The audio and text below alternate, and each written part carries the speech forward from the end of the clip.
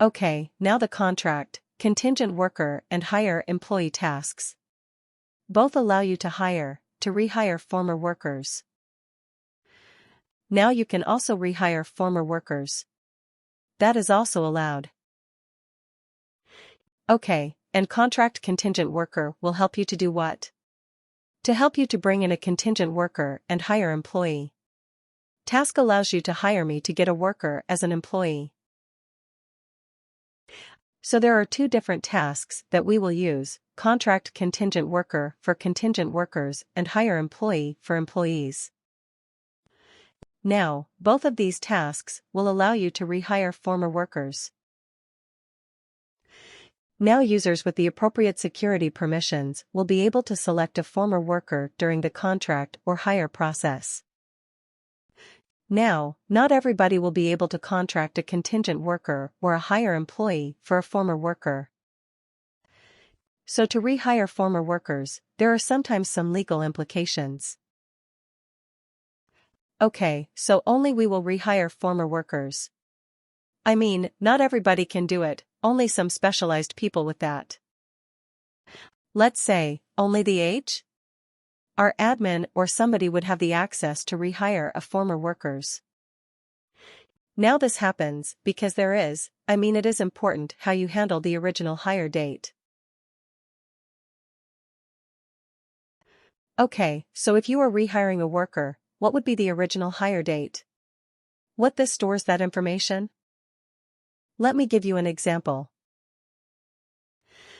Let's say a person used to work for the company between January 1st, 2000 and he left the organization on August 20th, 2015 at 2014, right?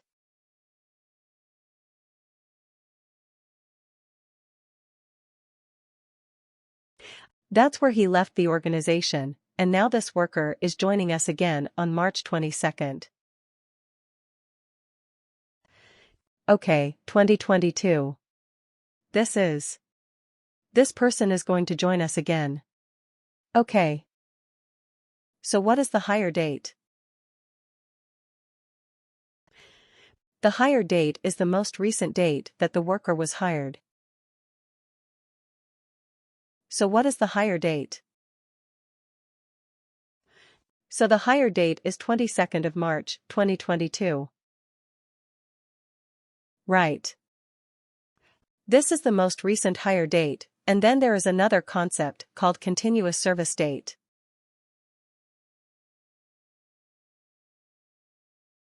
So from which date? Did I write the spelling of continuous correctly? Continuous. Okay, whatever.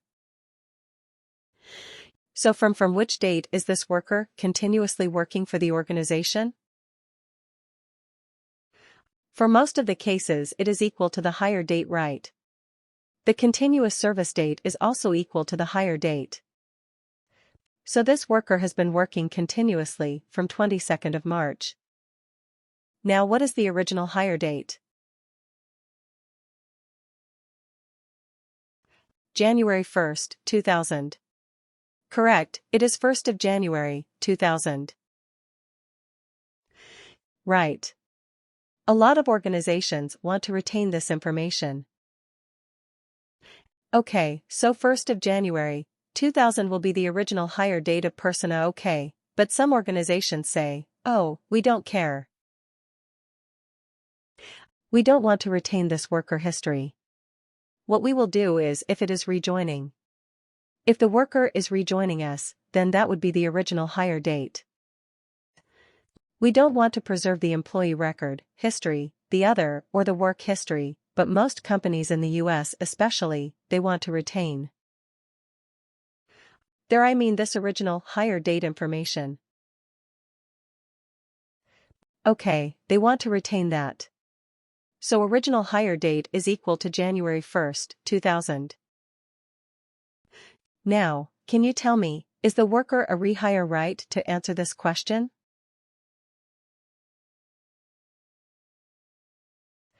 What is a rehire? Rehire means a candidate. You have hired a worker who has worked with you previously. That is a rehiring again. Yeah, you're hiring that person again, right? So, is the worker a rehire now, based on these dates? Can we come up with a logic which says, is the worker a rehire? So if this happens, then the worker is a right. If the original hire date is not equal to hire date, then that means the worker is a rehire. Yes, this is a very, very common, I would say, logic that we use to identify rehires in the organization.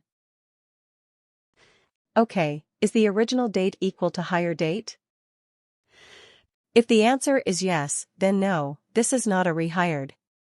If the answer is no, which means original hire date is not equal to hire date, then we can say with a good amount of the conviction that yes, this worker is a rehire. Right. So when we write logic, when we create our calculated fields, or when we create compensation, eligibility rules, etc., we can use this kind of a logic, but original hire date is not equal to hire date.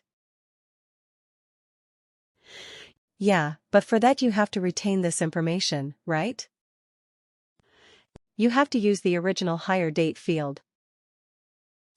If you do not use an original hire date, then of course this information is not preserved and you will not be able to create this logic, but typically most organizations do, and we use this logic to identify whether it's a rehire or not.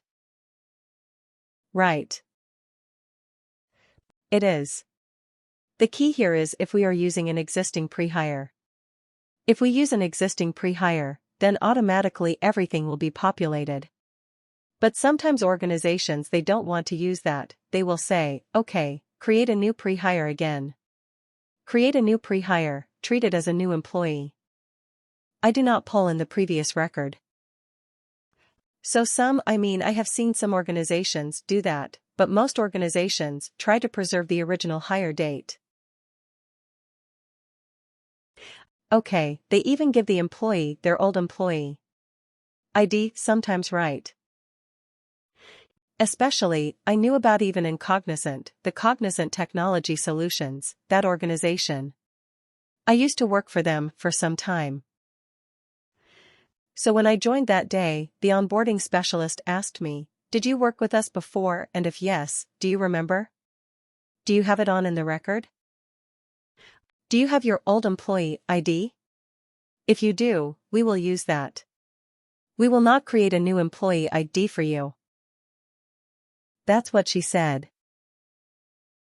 Right. So they retain the old employee records. They even give you back your old employee ID. Some organizations do like that. But there was another organization like a large consulting firm. I worked for them twice. I used to work with them. I left them and joined them again, but they gave me a whole new set of records.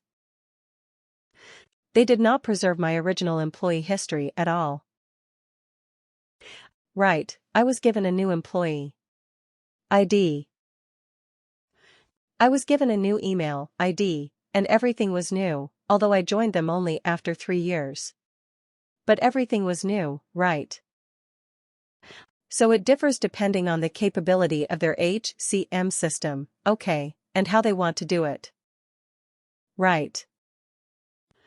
So typically it is very common to have the previous employee employment record retained. Okay, so